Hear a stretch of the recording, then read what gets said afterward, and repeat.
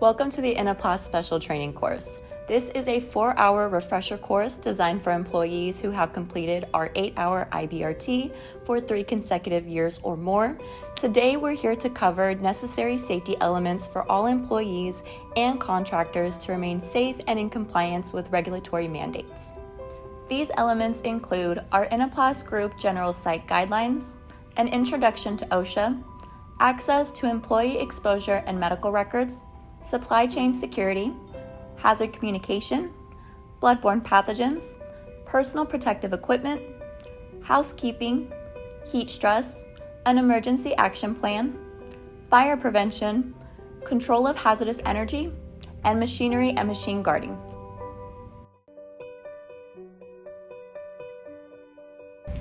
The Inteplast Safety Orientation.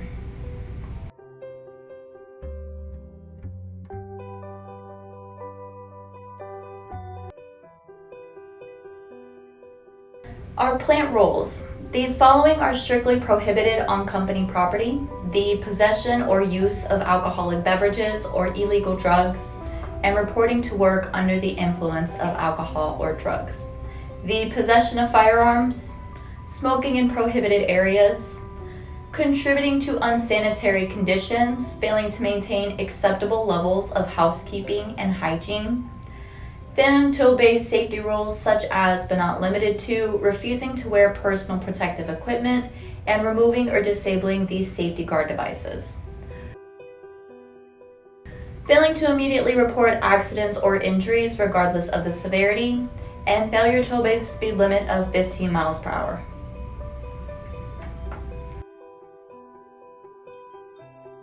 PPE, earplugs. Each department that has designated hearing protection areas will notify you of their respective areas and will supply you with the proper hearing protection equipment. Steel toe shoes. Steel toe shoes are required in all areas of this plant. Safety glasses, gloves, and hard hats must be worn in designated areas.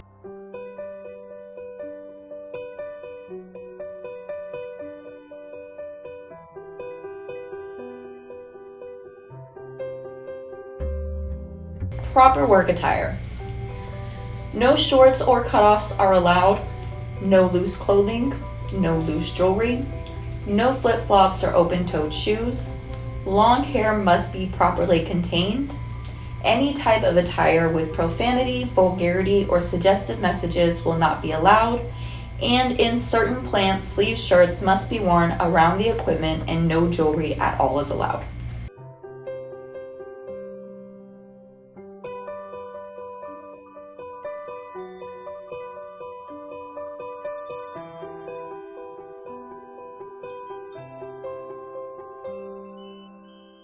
General safety practices and compliance.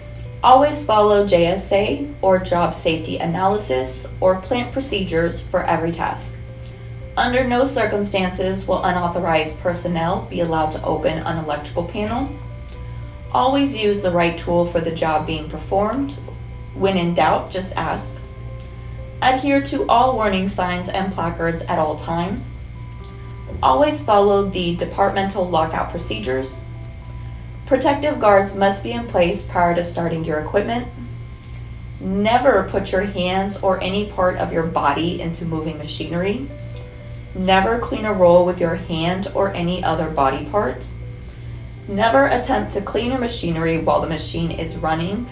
And never alter a safety device or a sensor. Doing so will result in suspension pending an investigation to terminate. General safety practices and compliance continued. Always inspect slings and straps for wear before using them. If you inspect a sling or a strap and you see that it's damaged, make sure you cut it up to dispose of it properly. Never walk under a suspended load. Horseplay is forbidden and will not be tolerated, and there is no running allowed anywhere in the plant. When using a ladder, always face the ladder when going up and down it. Use the handrails when going up and down the stairs. Never block the emergency exits or equipment. If you see one blocked, it is your responsibility to report it. If you find yourself in an office setting, only one file cabinet drawer can be opened at any time. Lifting anything over 50 pounds without assistance is prohibited. Don't allow yourself to be forced into doing this.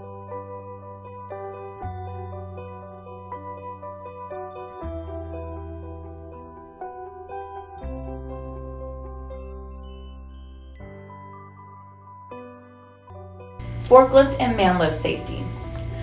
No riders are allowed on the forklifts unless the equipment is designated for that purpose. There is no speeding or reckless driving on forklifts. The operators must stay on their designated paths and watch for pedestrians, and only licensed personnel may operate the forklifts and man lifts. And keep in mind that the forklift speed limit is 3 miles per hour, both indoors and out on the roadways.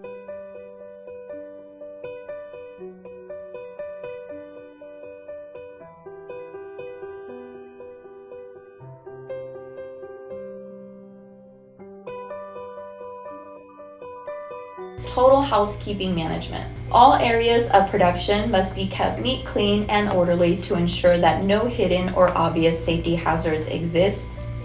Clean up all spills immediately, including but not limited to any resin spills. All trash disposal and waste should be disposed in its proper place.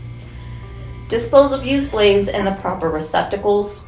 Piles of trash and debris must be cleaned up as soon as possible. This includes break rooms and restrooms. Brooms, mops, etc. must be stored in their proper places, and there is no eating or drinking on the plant floors. Introduction to OSHA.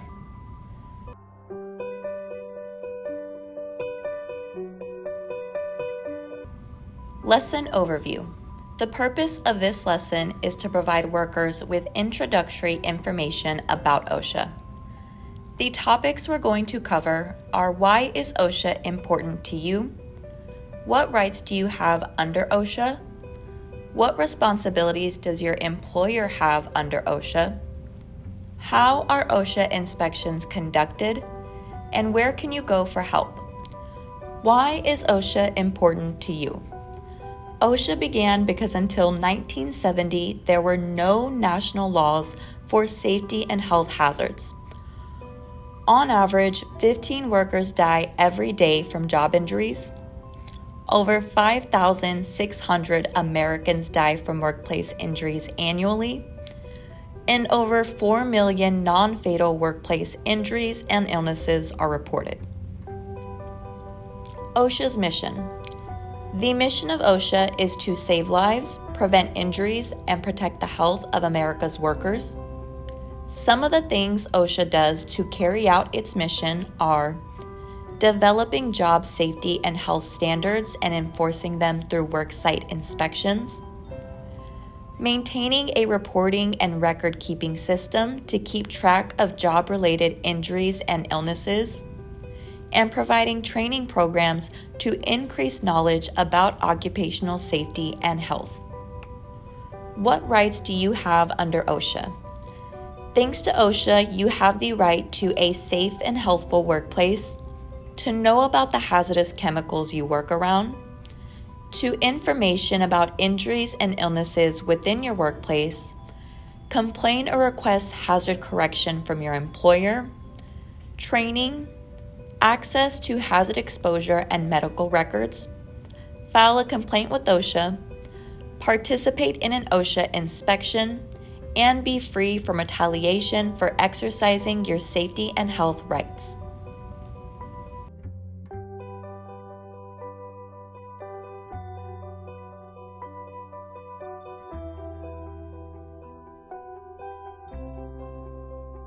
A safe and healthful workplace. The creation of OSHA provided workers the right to a safe and healthful workplace. Section 5A1 of the OSHA Act states, each employer shall furnish to each of his employees employment and a place of employment which are free from recognized hazards that are causing or are likely to cause death or serious physical harm to his employees. Complain or request corrections. Workers may bring up safety and health concerns in the workplace to their employers without fear of discharge or discrimination as long as the complaint is made in good faith. OSHA regulations protect workers who complain to their employer about unsafe or unhealthful conditions in the workplace. Training. Workers have a right to get training from employers on a variety of health and safety hazards and standards that employers must follow. Some required training covers topics such as lockout-tagout, bloodborne pathogens, noise, confined spaces, fall hazards in construction, personal protective equipment, along with a variety of other subjects. To participate in an OSHA inspection, employee representatives can accompany the OSHA inspectors. Workers can talk to the inspector privately. Workers may point out hazards, describe injuries, illnesses, or near misses that resulted from those hazards, and describe any concern you have about a safety or health issue. Workers can also find out about the inspection results, abatement measures, and may object to dates set for the violation to be corrected. To be free from retaliation. Workers have the right to be free from retaliation for exercising their safety and health rights. Workers have a right to seek safety and health on the job without fear of punishment. This right is spelled out in Section 11C of the OSHA Act. Workers have 30 days to contact OSHA if they feel they have been punished for exercising their safety and health rights. What responsibilities does your employer have under OSHA?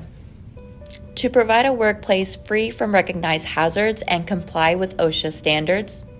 Provide training when required by OSHA standards. To keep records of injuries and illnesses. Provide medical exams when required by OSHA standards, and provide workers access to their exposure and medical records. To not discriminate against workers who exercise their rights under the Act. To post OSHA citation and abatement verification notices, and provide and pay for PPE. So where can you go for help? There are sources within your workplace or work site.